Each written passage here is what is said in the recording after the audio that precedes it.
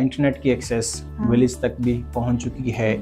एक लड़की जो 4 दीवारी में है, बंद कमरे में है, उसने देखा कि सपना जावेद पराचा ने एक सक्सेस हासिल की है, वो क्या कर सकती है।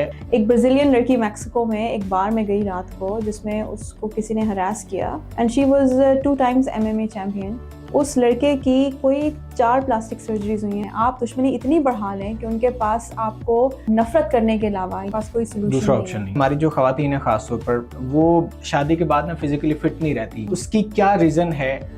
मोटिवेशन की कमी आ जाती है, या फिर हमारे यहाँ एक कॉन्सेप्ट पाया जाता है कि हम तैयार होकर किन्नू खाना। हमने अपनी केयर नहीं की बिल्कुल उस वक्त, जिस वक्त हमारे पास बहुत सख्त थी, और अब हम उसकी प्राइस पे कर रहे हैं। माइग्रेन मेरी बॉडी से ऐसा गया है कि मुझे फील होता है कि मुझे कभी था ही नहीं। अस्सलाम वालेकुम जी, कैसे हैं सब लोग? फिटफाट हैं। एक और वीडियो के साथ आपकी खिदमत में हाजिर हैं। आज के पॉडकास्ट में बहुत ही खास मेहमान हमारे साथ मौजूद हैं। मिस पाकिस्तान वर्ल्ड 2021 सपना जावेद पराचा हमारे साथ मौजूद हैं स्टूडियो में। Welcome to studio. Thank you very much. कैसी हैं आप? खैरियत से हैं? आप ठीक हैं? मैं बिल्कुल ठीक हूँ। कुछ आपकी लाइफ के हवाले से कुछ डिस्कशन कर लेते हैं। ऑफ कैमरा हमारी डिस्कशन हो रही थी, बहुत ही प्रोडक्टिव डिस्कशन थी। बहुत सारी चीज़ें पर्सनली मुझे सीखने को मिली। मैं चाहूँगा कि हमारे व्यूअर्स भी सीखें, कुछ हेल्थ रिलेटेड, कुछ आपकी लाइफ के रिलेटेड। बड़ी मोटिवेशनल स्टोरी है इनकी, और पाकिस्तान में रहते हुए ये सब कुछ अचीव कर लेना, it's a great achievement. Success journey के मुतालिक थोड़ा सा बताइए। स्ट्रगल कहाँ से शुरू हुई और अभी किस मुकाम पे आप? Thank you for inviting me, Zubair. Thank you for great questions. जिन्होंने start ही struggle और success से किया. It is such a difficult topic, लेकिन it's an important topic. I think मेरी struggle और success बहुत ही आपस में मिले जुले हुए topics हैं, और ये मेरी family से ही start हुआ. I am a daughter of a single mother. मेरे फादर जो कि PTV में काम करते थे, एक बहुत अच्छे प्रोफेशनल और एक जर्नलिस्ट थे, जावेद इकबाल पराचा। उनका इंतकाल हुआ था जब मैं बहुत यंग थी, तकरीबन 12-13 साल की थी। उसके बाद I was raised bye a single mother, और उनकी लाइफ बहुत स्ट्रगलिंग थी। लेकिन मेरे लिए वो टाइम सबसे ज़्यादा इम्पोर्टेंट और आई ओपनिंग था, क्योंकि बहुत आसान था उनके लिए मुझे एक ट्रेडिशनल लाइफस्टाइल में, जो हमारा एक देसी कल्चर है, उसमें वो मुझे अगर कहती कि नहीं बस अब इतनी ही है, अब शादी हो जाए, ताकि मैं भी हम से वो है ना सेफ्टी और एक ट्रेडिशनल फेस सेविंग जो हम अपने कल्चर के लिहाज से अपने बच्चियों पे करते हैं, उनके लिए बहुत आसान था। उन्होंने काफ़ी स्ट्रगल किया मुझे एजुकेशन देने के लिए, और बहुत अच्छी आला एजुकेशन देने के लिए। तो मैं उनकी बहुत शुक्रगुजार हूँ। तो उस दौरान जो मैंने अपनी मदर की स्ट्रगल देखी और उनकी मोटिवेशन देखी, वो अगर 2 जॉब्स कर रही हैं, उसके बाद वो आके मुझे घर में कोशिश कर रही हैं कि वो मुझे पूरा सपोर्ट करें, ना सिर्फ एजुकेशन में बल्कि एक्स्ट्रा को करिकुलर एक्टिविटीज़ में भी, और मेरी एथलेटिक जर्नी में भी। वो मुझे बचपन में टाइक्वांडो पे लेके गई, फिर वो मुझे डिबेट्स पे लेके गई, फिर वो मुझे ड्रामा और थिएटर में लेके गई।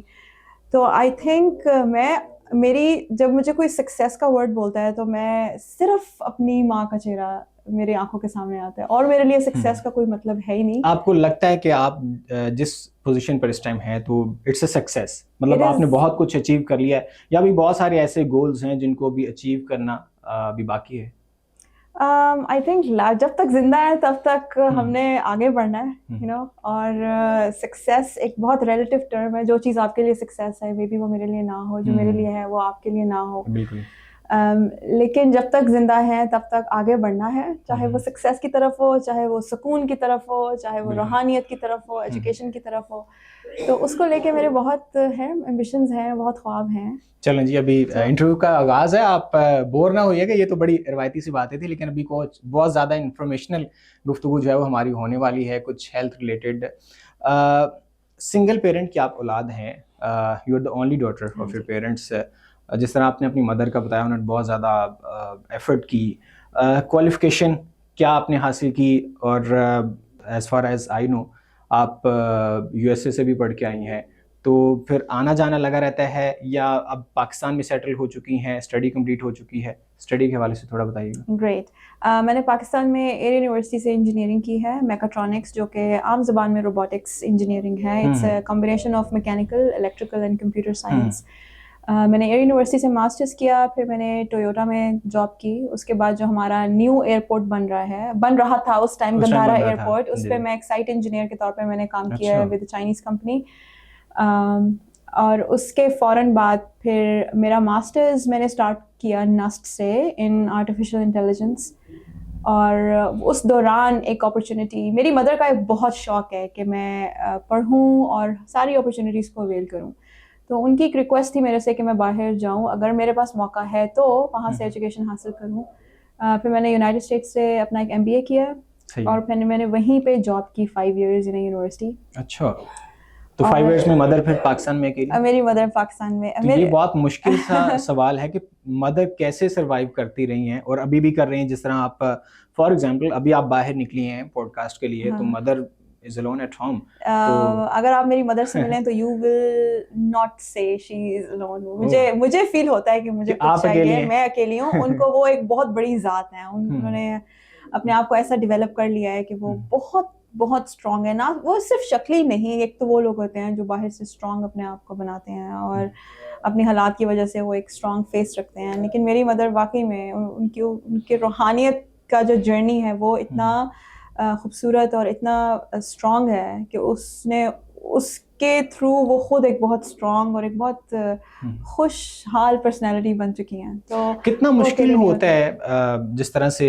आपकी मदर ने आपको इतना अच्छा ब्रॉट अप, लेकिन जिस सोसाइटी में हम रह रहे हैं इसमें तो बहुत मुश्किल है, एक सिंगल डॉटर और ओनली मदर, तो बहुत मुश्किल है। क्या क्या चीज़ें फेस करनी पड़ी आपको? कुछ एक दो इंसिडेंट्स अगर आपने फेस किए हो तो अगर आप बताना चाहें, आई थिंक मोटिवेशन मिलेगी। हाँ जी, I think as an incident तो एज अ स्पेशल कोई एक चीज़ जो हुई हो उस तरह तो मेरे जहन में कुछ नहीं है, बट ओवरऑल जो एक जर्नी है आपका, फॉर एग्जांपल अभी मैं अपनी दोस्तों के साथ डिनर कर रही थी और मेरी दोस्त ने मुझे बताया कि वो और एक और लड़की मिलकर एक घर लेना चाहते हैं, लेकिन उनको नहीं मिलता अपार्टमेंट लड़कियों को अकेला।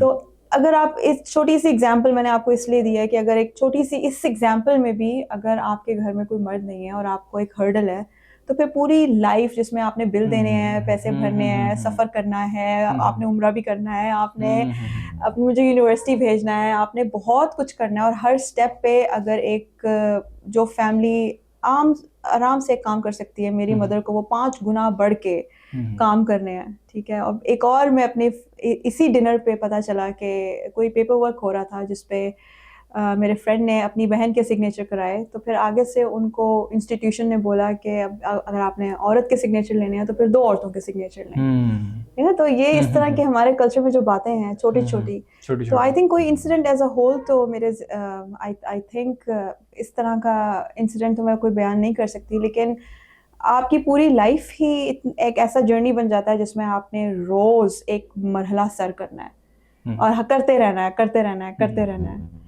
तो अच्छा, एक क्वेश्चन मेरे माइंड में उन ख़वातीन के बिहाफ पे है, इंटरनेट की एक्सेस विलेज तक भी पहुंच चुकी है।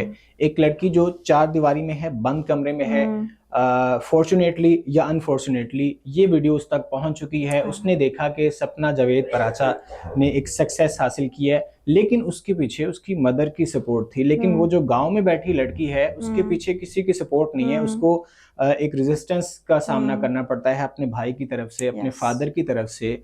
तो वो क्या कर सकती है, वो किस तरीके से, जिसके पीछे तो कोई भी सपोर्ट नहीं है, वो अपने एम्बिशंस को कैसे हासिल कर सकती है? बहुत खूबसूरत आपने सवाल पूछा है। और मुझे एक हमारी सिंध की एक एक्टिविस्ट है जिनकी बिल्कुल ऐसी स्टोरी है। उन्होंने फोर्स्ड मैरिज और जो ये ऑनर किलिंग होती है उनका ताल्लुक उस कस्बे से था जहाँ पे ये प्रैक्टिस होता है, और ये थ्रेड उनको भी थी। तो जब वो अपने गांव से निकली बाहर एजुकेशन लेने के लिए, तो पीछे सब उनके दुश्मन हो गए, और ऐसे दुश्मन हो गए कि उनको लाजमी अगर वो वापस आएंगी तो वो ख़त्म हो जाएंगी।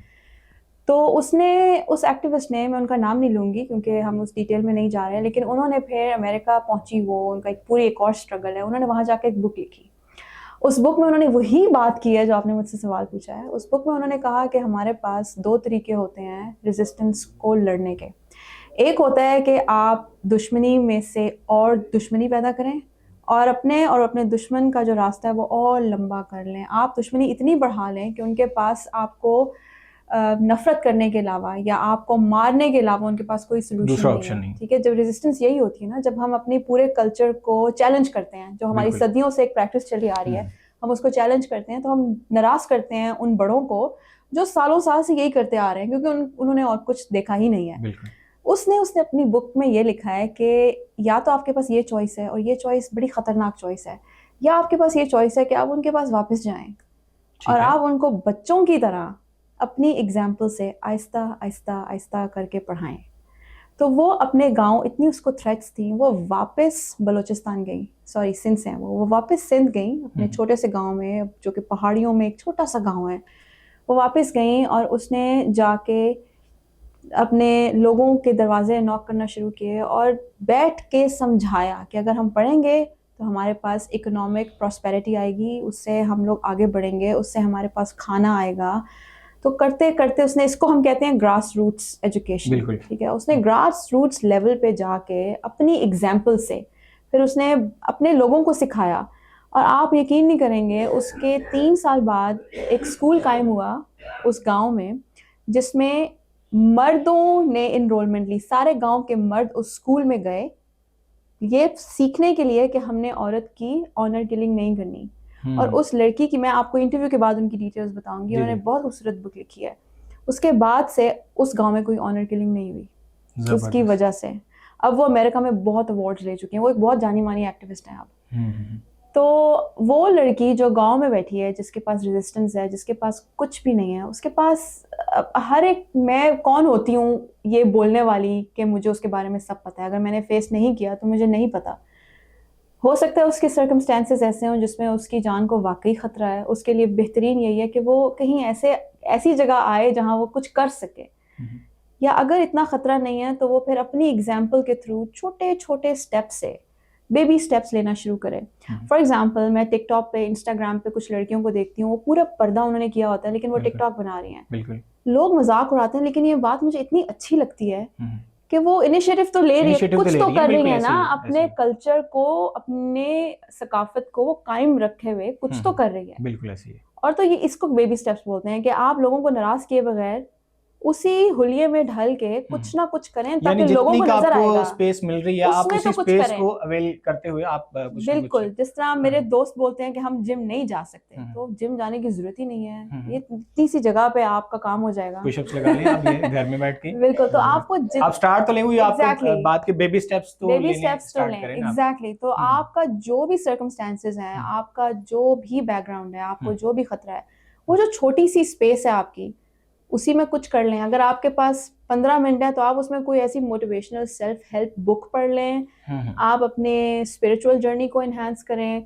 आप मेडिटेट करें, आप कम से कम ज़हन में तो स्ट्रेंथ पैदा करें, सोचना तो शुरू करें कि हमने ये काम करना है। बिल्कुल। तो रास्ते तो खुद ही फिर खुलते जाएंगे। तो उन लोगों के लिए ये मैसेज है, स्पेशली उन खवातीन के लिए ये बड़ा डिटेल से जो है वो सपना ने बता दिया कि वो खवातीन जो कि कुछ कर नहीं सकती रेजिस्टेंस की वजह से, तो ये बेबी स्टेप्स लेना, ये बहुत अच्छा वर्ड आपने जो है वो यूज किया। बात हो रही थी जिम की एंड फिटनेस की।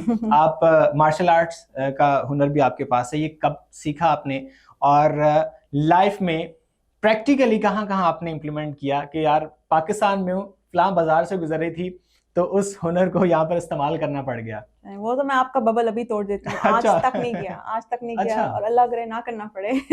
अच्छा जी। लेकिन मैं आपको कहाँ से शुरू हुआ, मैं आई थिंक क्लास 6 या 7 में मेरी मदर ने मुझे पुश किया। हमारे स्कूल में एक taekwondo ग्रुप स्टार्ट हो रहा था, मेरी मदर ने मुझे पुश किया कि आप जाएं और आप ट्राई करें। मैंने किया और मुझे बहुत अच्छा लगा, और मज़े की बात यह है कि मैंने 2 साल वो कंटिन्यू किया, और उस 2 सालों में आहिस्ता आहिस्ता हर लड़की ड्रॉप आउट होती गई।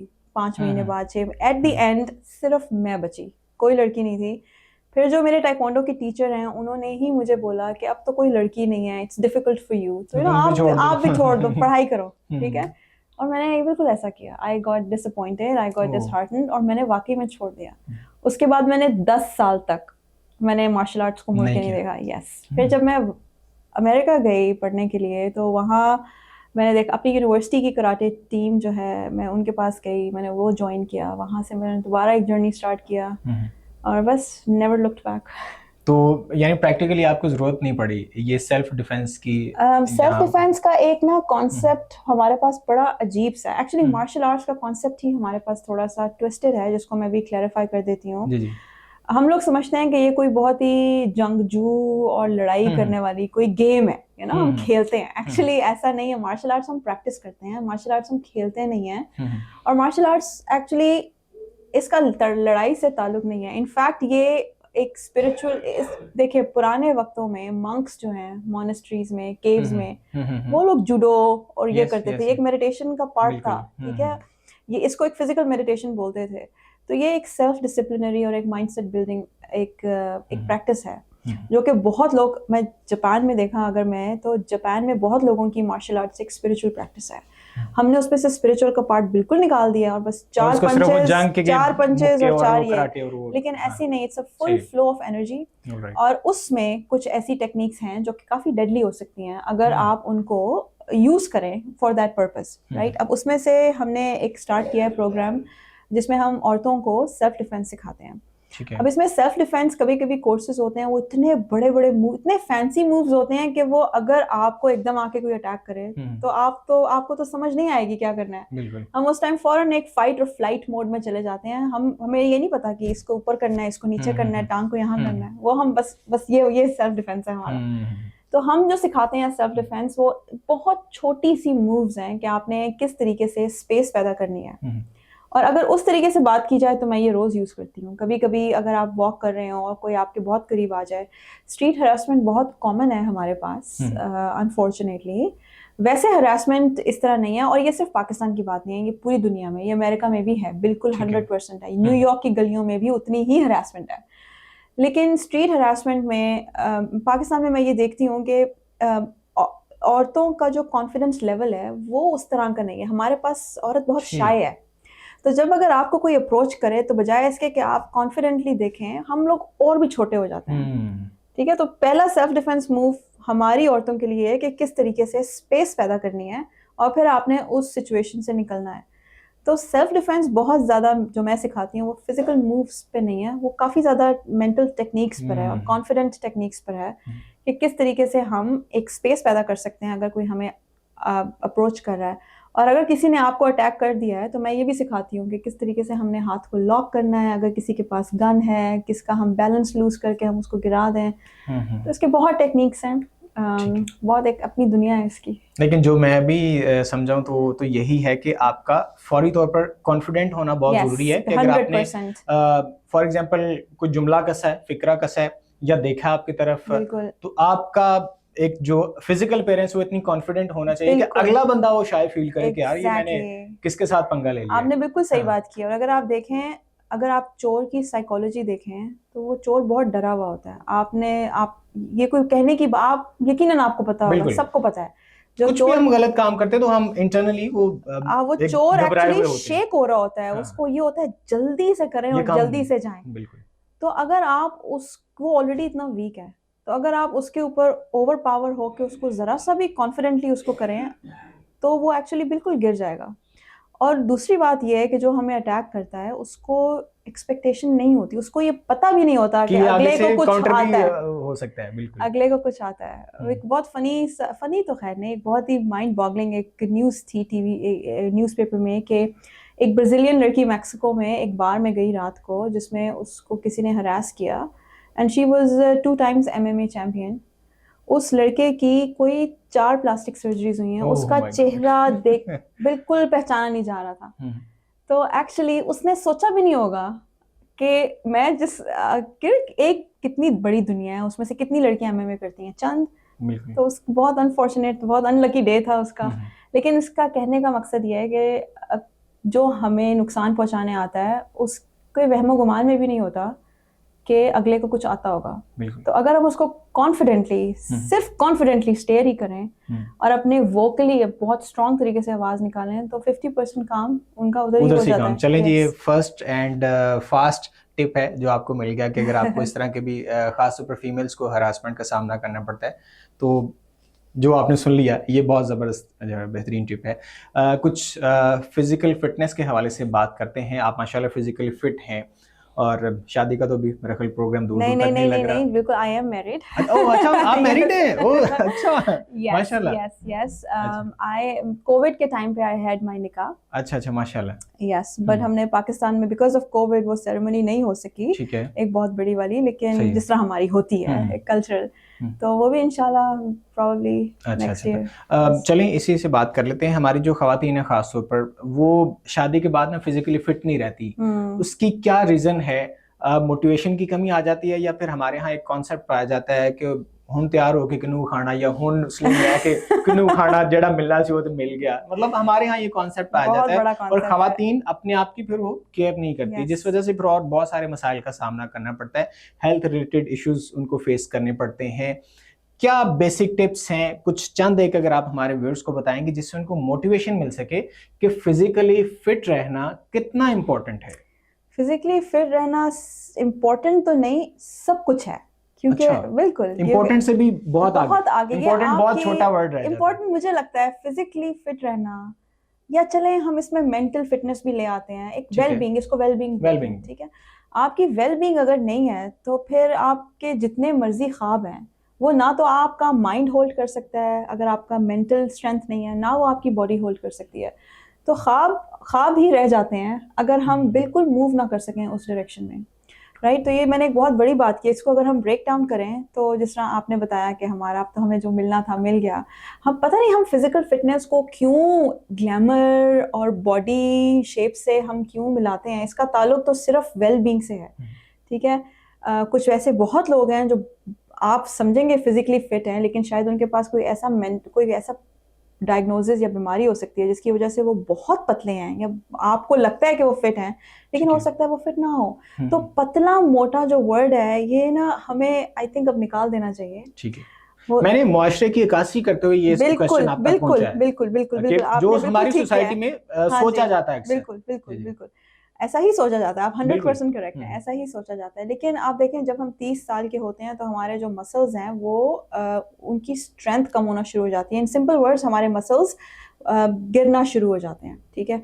अब जब हमारे मसल्स की वो स्ट्रेंथ ही नहीं है और हमारी बोन डेंसिटी भी कम हो रही है जैसे जैसे हम एज कर रहे हैं, तो हमारे में बिल्कुल वो पावर और वो स्ट्रेंथ नहीं है जो एज ए यंग पर्सन हम फील करते हैं। अभी तो हम सब यंग है ना, हम बड़े आराम से बोल सकते हैं यार बर्गर खा लें, पिज्ज़ा खा लें, कोक पी लें, कुछ नहीं होता। लेकिन आई थिंक एक वक्त आता है जिसमें ये सब चीज़ें हमें दिखाई देती हैं अपनी आंखों के सामने। अगर हम अपने घरों में देखें तो हमारे कल्चर में ये कितना नॉर्मल है कि हमारे सब घर वाले, हमारे पेरेंट्स, हमारे अंकल्स, आंट्स, हमारे ग्रैंड पेरेंट्स, मतलब जो भी 50 से ऊपर है या 45 से ऊपर है, वो सब दवाइयाँ खाते हैं, डायबिटीज की दवाइयाँ, बहुत ही नॉर्मल बात है। इनफैक्ट इतनी नॉर्मल बात है कि अगर कोई ना खाए तो हमें शायद नॉर्मल लगता है, नॉर्मल लगता है, राइट। और बचपन में ये, क्योंकि मैं भी इसी सिस्टम का प्रोडक्ट हूँ, मुझे भी नॉर्मल लगता था। लेकिन अब जब मैं सोचती हूँ तो मुझे मेरे रोंगटे खड़े हो जाते हैं कि ये कैसे नॉर्मल हो सकता है, राइट। क्योंकि अगर मैं भाग रही हूँ, मेरे साथ एक अमेरिका में अगर 60 इयर्स की एक औरत भाग रही है, तो मैं ये सोचती हूँ कि ये हमारे पास वही टांगे हैं, वही दिल है, वही फेफड़े हैं, तो ये हम क्यों नहीं कर सकते? क्यों हमारे घर में सब लोग 30 से ऊपर, 40 से ऊपर, क्यों सब लोग गिरना शुरू हो जाते हैं? ठीक है, सबके पास सब फैट भी एक्यूमुलेट कर लेते हैं बॉडी में, कोई चीज़ नहीं उठा सकते, आहिस्ता आहिस्ता चलते हैं, सीढ़ियाँ नहीं चल सकते, नमाज बैठ के पढ़ते हैं। तो ये छोटी छोटी चीज़ें जब मैं नोट करती हूँ तो मैं सोचती हूँ कि हमने अपनी केयर नहीं की बिल्कुल उस वक्त, जिस वक्त हमारे पास बहुत सख्त थी, और अब हम उसकी प्राइस पे कर रहे हैं। और पाकिस्तान में लाइफ एक्सपेक्टेंसी भी आपकी बहुत कम है, ठीक है। हम लोग 60-70, बहुत लोग 60 के बाद उनका डाउनफॉल शुरू हो जाता है, राइट। तो आई थिंक एक बॉडी जो आपकी है वो नेचुरली खुदा का एक बहुत इंटेलिजेंट सिस्टम है। ये 60 के बाद, 70 के बाद इसका एक नेचुरल डिके है। लेकिन अगर जापान में 90, आप सोचें, मैं जापान में एक खातून से मिली जिनका ऑपरेशन होना था, ब्रेन ट्यूमर होना था, एंड शी वाज 90, ठीक है।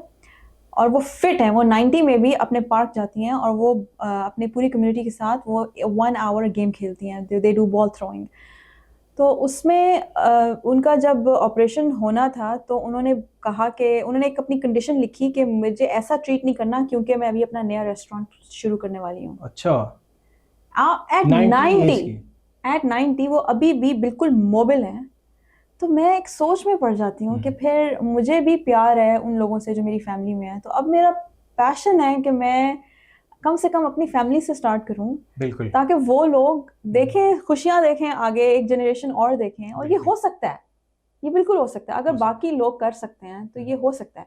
पाकिस्तान में भी ऐसे बहुत लोग हैं जो बहुत फिट हैं और वो डिफरेंट लाइफ गुजारते हैं। आपके सामने भी होगा यकीनन, कोई ना कोई एक अंकल, नेबर, कोई ना कोई होता है, कोई आर्मी में, रिटायर्ड आर्मी है, जो बिल्कुल फिट है, जो बिल्कुल फिट है उनकी। लेकिन वो हम बात करते हैं ना कि एक जुमला के अभी भी कुछ नहीं बिगड़ा, हाँ, तो वो लोग जो 30 साल की उम्र गुजार चुके हैं, जैसे तैसे भी गुजारी है, क्या अभी भी उनका रिवर्स प्रोसेस शुरू हो सकता है? 100%। उसके लिए कुछ टिप्स बताएं कि जो 30 क्रॉस कर चुके हैं उनको अब क्या करना है? बिल्कुल, 30 क्या, मेरी मदर ने 50 के बाद अपना लाइफ जर्नी चेंज किया है, और अगर मेरी मदर्स की सारी पिल्स खत्म हो गई हैं, तो इसका मतलब है ये चीज़ रिवर्स हो सकती है किसी भी एज में।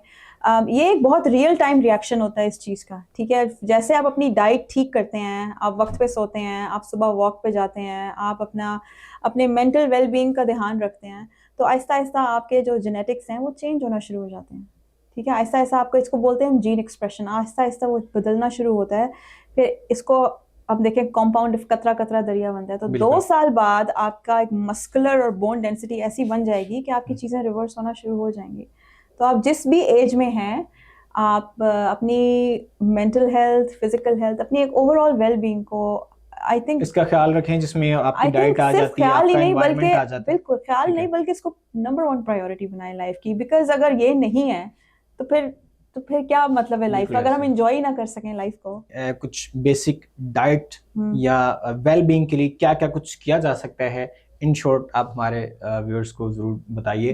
वो भले डाइट की फॉर्म में है या फिर एक्सरसाइज की फॉर्म में है या फिर मेंटल फिटनेस के हवाले से। जबरदस्त, beautiful question, thank you for asking. मैं तो वेट करती हूँ कोई मुझसे ये पूछे, बिकॉज मेरी अपनी लाइफ मेरी आंखों के सामने चेंज हुई है। I was a chronic migraine patient, and once I reversed my diet and I changed my lifestyle, migraine मेरी बॉडी से ऐसा गया है कि मुझे फील होता है कि मुझे कभी था ही नहीं। माइग्रेन को भी आपने बिल्कुल दूर भगा दिया? बिल्कुल। हालांकि माइग्रेन का तो कहा जाता है कि इसका ट्रीटमेंट ही कोई नहीं है। आई थिंक हर चीज का, देखें, prevention is better than cure, ये बात तो बिल्कुल ठीक है कि अगर आपको भी कोई बीमारी नहीं है और आप अभी से फिट हैं, तो आपने प्रिवेंट कर लिया अपने आप को। इस तरह हम एक टर्म बोलते हैं, पे द डॉक्टर नाउ, नो, पे द फार्मर नाउ और पे द डॉक्टर लेटर। या तो आप अपने फार्म से फ्रेश ऑर्गेनिक चीजें लेके आएं जो बगैर स्टीरॉइड्स और इंजेक्शंस की होती हैं, या वो अभी पैसे लगाएं या बाद में डॉक्टर को पैसे लगाएं। पैसे तो लगेंगे, बाद में लगने वाले ज्यादा नुकसान। एग्जैक्टली, बाद में लगने वाले ज्यादा नुकसान करेंगे। तो आई थिंक अभी से अगर हम ये कोशिश करें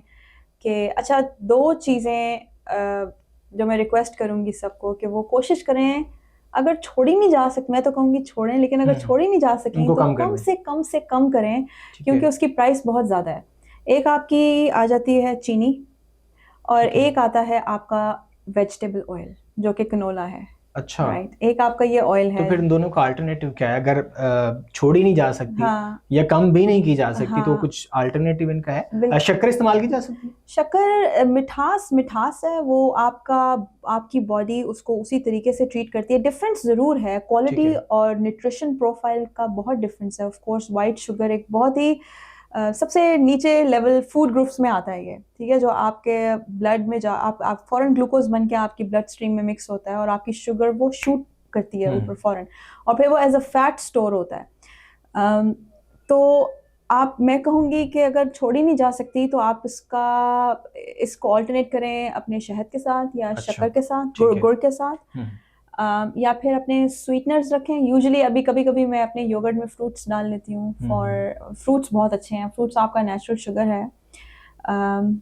तो ये एक बहुत अच्छा ऑल्टरनेटिव है। और खाना मेरे घर में बड़े इंटरेस्टिंग तरीके से बनता है। अच्छा। अगर आपने कोई भी चीज़ पकानी है, मेरी अम्मी उसमें थोड़ा सा पानी डाल के उसको 2-3 घंटे के लिए बिल्कुल हल्की आंच पे रखती हैं, वो स्टीम हो जाता है, वो कुक हो जाता है। उसके बाद आपने उसको बिल्कुल जितने भी आपने स्पाइसेस हैं आपने ऐड करना है, और फिर आप उसको हाई फ्लेम पे करें तो वो एक इफेक्ट आ जाता है उसका ग्रिल्ड का। ठीक है, तो खाना इस तरह बनता है हमारे घर में। आई अंडरस्टैंड के ऑलिव ऑयल और जो बाकी इसके ऑल्टरनेटिव्स हैं वो पाकिस्तान में बहुत एक्सपेंसिव हैं, नो डाउट। आप वो थोड़े यूज़ के लिए तो ले सकते हैं, लेकिन बहुत बड़े खाने के लिए आप वो यूज़ नहीं कर सकते, बहुत एक्सपेंसिव है, राइट। तो फिर उसके लिए मैं ये कहूँगी कि या तो अपना देसी घी में पकाएं, राइट, या फिर आप इसको स्टीम करें, जिस तरह मैंने आपको बताया, पानी ठीक है। में पकाएं। अगर तेल डालना है तो कम से कम हो। ठीक है। जब हमारा कोलेस्ट्रॉल कम होगा तो आई थिंक हमारी ओवरऑल हेल्थ अच्छी होगी। बिल्कुल। चलें, ये 2 बेसिक टिप्स हैं। एक नंबर 1 तो आप अपना जो शुगर है उसको कंट्रोल करें, उसका इस्तेमाल कम से कम कर लें अगर आप ख़त्म नहीं कर सकते। और नंबर 2 कैनोला ऑयल जो आप अपने घरों में यूज़ करते हैं। होपफुली ये वीडियो आपके लिए बहुत ज़्यादा इन्फॉर्मेटिव हुआ होगा और आपने बहुत कुछ सीखा भी होगा। And definitely after the end of this video आपको बहुत ज़्यादा मोटिवेशन मिली होगी। अगर आपको वीडियो अच्छी लगी है तो उसको लाइक ज़रूर कीजिए, चैनल को सब्सक्राइब कर लीजिए। एट द एंड कोई मैसेज हमारे व्यूअर्स के लिए? कीप हसलिंग, कीप ड्रीमिंग, और जितने भी सर्कमस्टांसेस हैं आपके पास, हर एक के पास सब कुछ नहीं है। जब हम अपने आप को कंपेयर करते हैं तो फिर हम एक बहुत बड़े उस मेंटल फॉग में चले जाते हैं। तो कंपेयर किए बगैर जितनी आपके पास लाइफ में स्पेस है, जो भी है, उसमें आप एक स्टेप आगे बढ़ें हर रोज़। आपका ये गोल हो कि आज मैं थोड़ा सा बेहतर करूँगी जो मैंने कल किया। ठीक है। मैं एक बात भूल गया क्वेश्चन। हमारी ऑफ कैम डिस्कशन हो रही थी, एक बात मुझे बहुत खूबसूरत लगी। वो ये कि आपने कहा कि मर जाना है लेकिन मैं जाने से पहले कुछ ना कुछ अपना इम्पोर्टेंट रोल प्ले करके जाऊं जो मैं लास्ट तक रहूं, मुझे याद रखा जाए, ये मैं कुछ सोसाइटी की वेल बीइंग के लिए कर सकूं। ये सोच हमारे यहाँ बहुत कम पाई जाती है। ज़रा इस हवाले से थोड़ा सा लास्ट में आप मैसेज ज़रूर दें। आई थिंक ये सोच, इसको हम लेगेसी बोल सकते हैं कि अब हम एक बस जिस्म है और एक रूह है। मुझे ऐसा लगता है कि हम बिल्कुल किसी मकसद के लिए पैदा हुए होंगे ना। बिल्कुल ऐसे तो नहीं आ गए, बेमकसद तो बेमकसद तो दुनिया नहीं की कोई भी चीज़ बिल्कुल, बेमकसद नहीं है। बिल्कुल कोई भी चीज़ बेमकसद नहीं है। तो अगर हम थोड़ा सा सोचें कि अगर हम कम से कम हार्म करें और ज़्यादा से ज़्यादा अगर हम कंट्रीब्यूट करें सोसाइटी में, ठीक है, तो हम एक छोटा सा रिपल इफेक्ट क्रिएट कर सकते हैं। नहीं, रिपल जो कि आगे बढ़ता जाएगा, बढ़ता जाएगा, बढ़ता जाएगा। फिर जब आप नहीं होंगे दुनिया में, वो तब भी होगा। इसकी मैं आपको एग्जांपल देती हूँ। मैं जब अमेरिका गई तो मुझे एक कॉल आई, बिल्कुल अननोन नंबर था। उन्होंने मुझे ये कहा कि आपके फादर ने मेरी बहुत हेल्प की थी 20 साल पहले। अब आप यहाँ आई हो तो मैं आपको हेल्प करना चाहता हूँ। और मुझे पता भी नहीं है वो कौन है और क्या उनका ताल्लुक है मेरे अब्बू से। लेकिन मेरे अब्बू एक बहुत ही खूबसूरत शख्सियत थे। उनकी वफ़ात के बाद हमें पता चला कि वो कितने घर चला रहे थे, कितने लोगों की फीसेस दे रहे थे। तो वो एक छोटा सा वो करके गए रिपल इफेक्ट। तो वो अभी तक कोई गली में मिल जाता है, कोई बाहर मिल जाता है, कोई टीवी में मिल जाता है। तो ये अगर हम ये करें तो आई थिंक हमारा मकसद तो हमें शायद कभी ना पता चले हमारा क्या मकसद है, लेकिन आई थिंक हम एक लेगेसी छोड़ के जाएंगे, शख्सियत का असर छोड़ जाएं जो कि बहुत देर तक कायम रहे। बिल्कुल। उम्मीद आपको वीडियो बहुत अच्छी लगी होगी। इसको लाइक कर दें, चैनल को सब्सक्राइब कर लें। हमें इजाज़त दीजिए। अल्लाह हाफ़िज़।